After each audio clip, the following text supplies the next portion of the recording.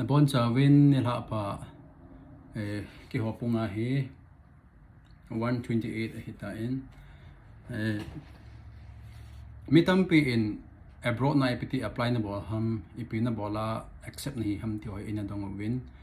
apart sa in video kan pot sa thei po in because I'm so busy in my studies music ka simla ka schedule tight mama jing dei bangin phat ka pizo po in tu ni Saturday ko on nipin tu ni chu ko phat chang ko on ji a chu hi video hin sim vai wedding ka ti hin because mitampi adinga abroad na sim nong hodinga chu nasata a kitopi the alam pi khat ding hi ji a chu hi video hi kan bol hi in ki fu sa ji lawal so of na kan bol hi mitampi in request han bola ipiti na bol ham ti ho ei do jing ji a chu hi pachom ding ham tia chu kan bol hi in apply ka bol dan ka sei ma sangin college visa kan apply ya berza ka felam ti jang hi kan sei do no men ama saben pension Hillsong Australia music simding apply ka bolin abanin Australian Institute of Music apply ka bolin abanin University of Adelaide apply ka bolin abanin icho thum hi Australia hi in athomin ka felin ka bank statement strong lo ji chon 50 to 60 lakhs so ngai in ka so zo po in chia ka felin abanin London Royal Academy of Music London hi in Royal College of Music hi in abanin Trinity Laban London hi cho thum yang London ka apply in fel ka hi kin in a reason ji ki bang financial statement strong lo ji na abanin US adinga Berkeley College of Music ka applies in one of the music best music institute in US hi in abanin ka fiel in abanin Oral Roberts University che Oral Roberts University in vial group ka fiel in vial ka zo ko sei vial nga ka fiel in avial group na ka mu hi in avial group na chu hepa sei kam Penel Baptist Church pastor pa to ai kong ki thua ama hin na sata in ki thu pi le hin pan pi le cha chu kong lo hin na to hi Bachelor of Science in Music ka simin ka major hi ala music production hi in ka concentration chu vocal hi in ka simding hi akum za he 4 years ka simding hi in class voice kala in music production kala in lighting kala in video shooting phala lighting de dan hona banin live sound kala in music record dan voice editing dan ti hotam pi kala in banin music seminar kala in banin university choral ki dia ai zaw sa ki lovin kom cho ka major hin ka minor subject cho hial weightlifting so ke kanuk ma ka daw lo na compulsory for students or student hial compulsory swimming compulsory physical fitness compulsory swimming compulsory in 2000 la chi or student ka hi ja chi pi wentin chi free ip ba ni si le hin ka footstep hi 10000 ka chi dot te ngai chi hi college sa to ling hi in ka chi do lo le khona khe chat hi in student ho fit ta a koi no mo na chuta tu lai dam mo ve si ha ji a chu hi chi ho he man cha ba ka health problem ho am na lo ding a chu fit ta au kom na ding a chu he apo hi in chu jin kwai hi chan chu ngak tang ka ting tua hi apply ka bol dan ipiti apply de ham ipi document nga yam ti chu kan sei ding he ta in akhat na in apply bon ding a chu abroad na apply na boarding ala khat na passport kala do he passport Indian passport nei nga jin passport hi Manipur ai sim la sang som langa chai ba he ken ma ka sim lo je ka point ke hin punia ki sim hi in punia sang la janga lu na ki sim hi in sang la janga lu da appointment kala original document ho zo si so ga bola cha 30 rupees kan pia sang le janga le som thma passport ka ki sim in punia abanin document I'm appointment pinche passport hi in abanin class 10 12 BA BSc BCom or BD any degree certificate hi in abanin IELTS test or TOEFL hi in about bank statement so is the main hin a main document ho in extra che la theology line an siding ala pastor recommendation hin tin secular college an siding ala professor ho recommendation letter nga ajin tin cho secondary in first so ala passport class 10 12 BA BD BCom BSc hin tin abanin IELTS test or TOEFL hi in abanin bank statement is my very important na bank statement to 50 60 70 lakhs so na bol ngai bank statement na so na bol ngai hi in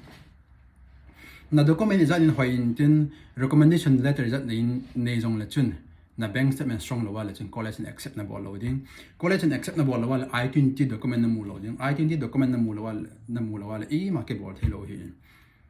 ke jong he chun kan vial gup ka hin bolon ka fail jing an achai na chun hepa sai kam to ki mu tu in kong ki hovin aman e hin ki thopin a kon jan I-20 kan mu thein or you I-20 chu chi in he I-20 college university na hin thona pan a chu visa adinga visa interview adinga ki got pan hi in kai jan I-20 mu la chun visa ki to paging kai sa la hi po in it's I-20 kamu zo hin I-20 a he na details na thumbnail chuta yang le US na chi pa le hoya nam de ham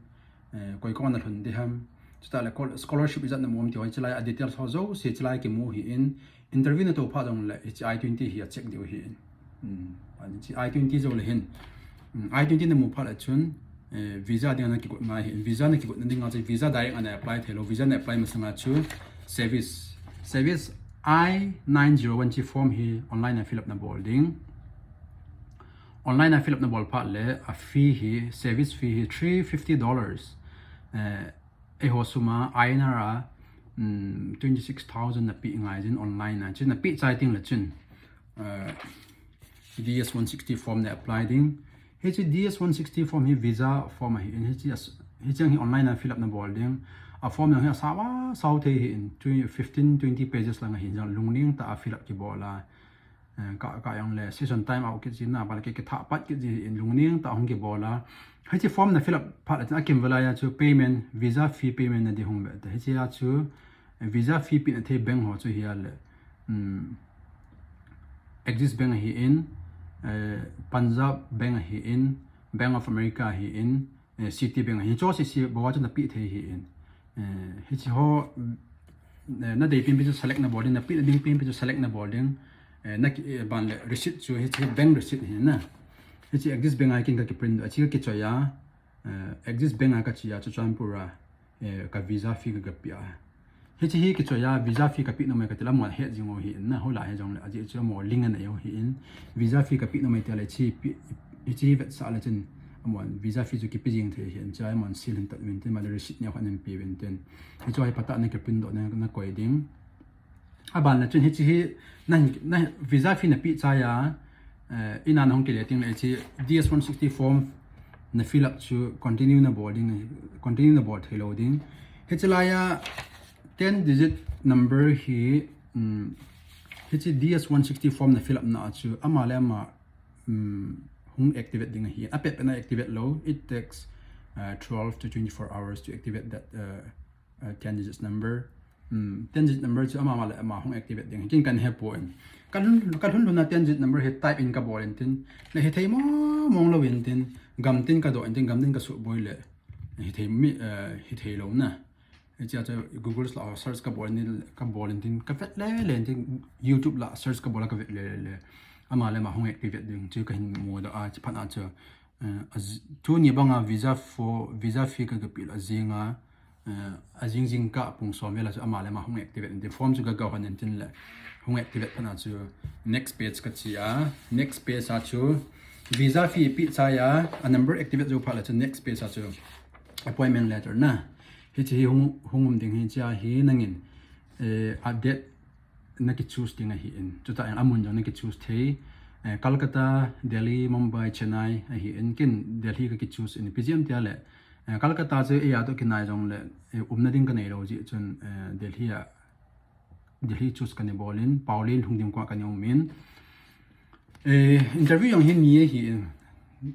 ni omin khat hi biometric hi in biometric ti chu na fingerprint so bona la dingo aban le na document ho bona check dingo mon okay confirm hi pa le chen next sa dinga embassy a interview adan ki ko dinga hi in chi biometric document biometric interview chu hial Shivaji metro station Delhi ka chi in next interview chu hial face to face interview chu hial US embassy Santipan Delhi ka chi in ani 11 ni in biometric interview ka tawin 17 ni interview ka tawin ka fielen interview ka fiel ka tawle ka fiel ken ke gela chu interview hial chen Roma ki holding ke to ama bo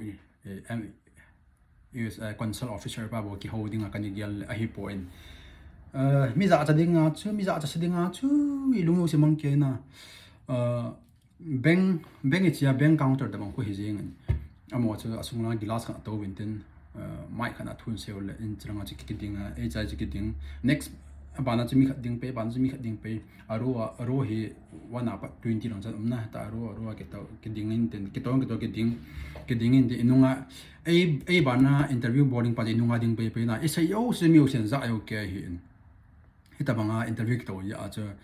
kalung nyang mong ke cha jong le ka di mong cha cha jong le ka za cha e sai yo je min je le za cha me to ka gial ji a chu first time ka apply a chu pha wai ta ka sei thelo na thu do on cha pata demonstrate ka board thelo in tin epj amusement asimnum ham atan gya na to them epj India music school is ma wala US na chi ko music chan gya na to them jo it do an tin jo explain ka board theta lo cha pata na epj nam za ke chun ka thu se yo je min jale ja cha me te ka ne gyal le pata explain ki board theta lo cha pana chu I am sorry hatin tin ka passport in le pin tin your visa got refused at Indian. You are refused at Indian. You are rejected at Indian. Na ka visa in lep. And apply num get na apply pe the at Indian. Katang tombe sa Indian ke yung cha kong ki le get Indian.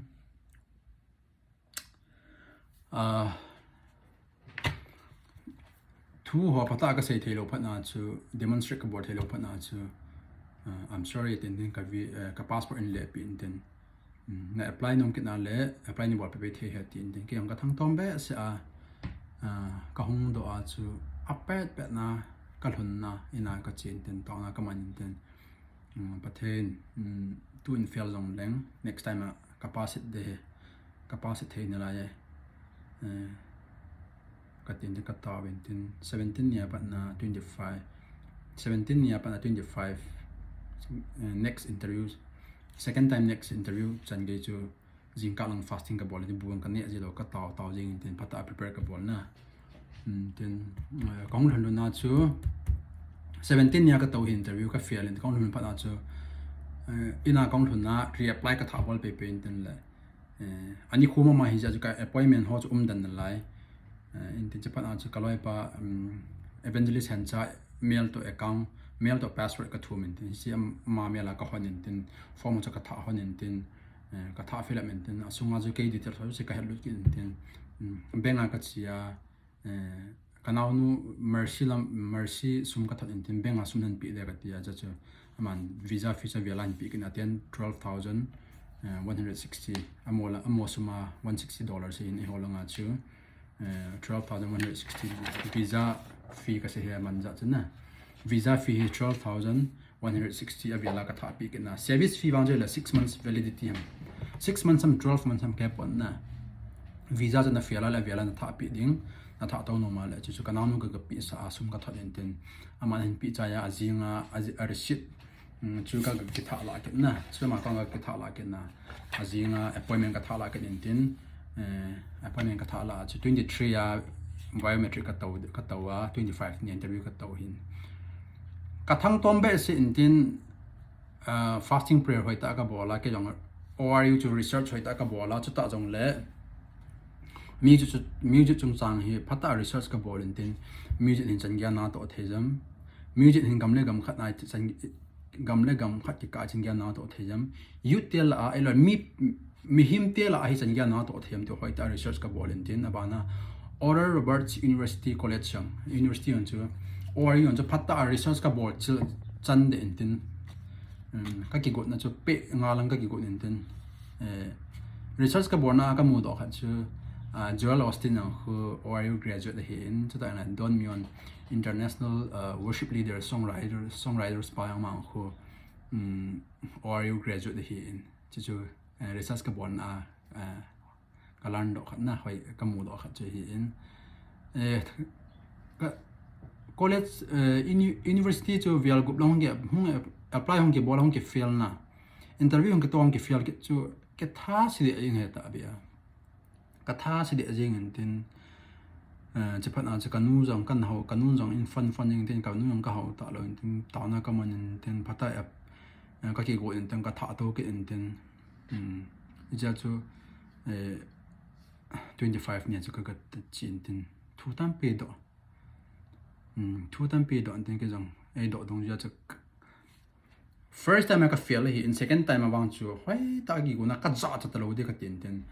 俺大个点啊，鬼个干嘛好像好两个地大了，爬个爬哇，个 voice 上就 clarity，喂大个 ball，喂大啊 clarity 就那个爬稳定，就当然 eye contact 样就阿妈不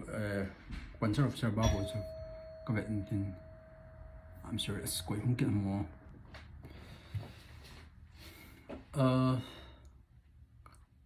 cái thà sẽ để riêng nè cái field kit field group lang college tampi university tampi apply bol zo cái đi bola cái field là na ang cái pass interview ang cái field cái thà sẽ để riêng ai bằng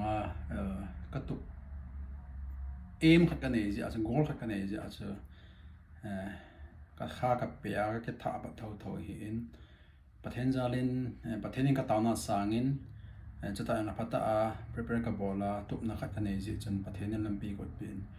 25 ni chân cái interview cái chị in, không pass ta in, bắt hen ra lên, hầu không pass in cho cái pa nên chứ hầu cái hệ lâu in, cái luang bẹt xa, cái kiểu interview cái involve pa na